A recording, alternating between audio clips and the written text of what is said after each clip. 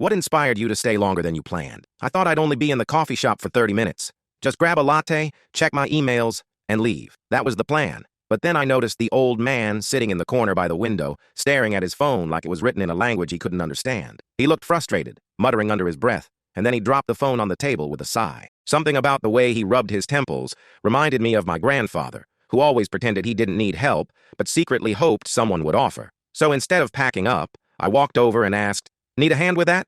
He smiled sheepishly and admitted he was trying to send a photo to his daughter but couldn't figure out the attachment. I pulled up a chair and showed him. His daughter had sent pictures of her newborn baby, his very first grandchild. When the photo finally went through, his eyes watered up, and he whispered, "That's my granddaughter." He kept staring at the screen like he couldn't believe it was real. I thought I'd get back to my work right after, but he started telling me stories. How he'd worked as a mechanic for 40 years. How his daughter had moved across the country, and he hadn't seen her since before the pregnancy. How he regretted not flying out when she asked. I listened. He kept apologizing for talking too much, but honestly, I didn't mind. There was something grounding about hearing his stories, like time slowed down. He offered to buy me another coffee as thanks, and I accepted, even though I already had half of mine left. We sat there another hour, watching the rain slide down the window.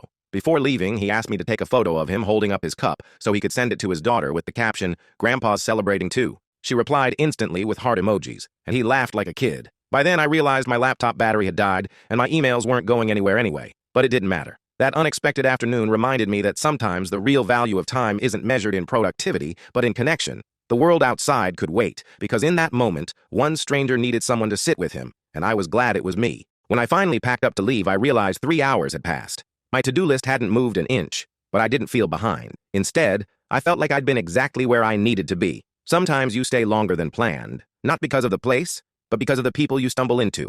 And maybe, just maybe, they remind you what really matters.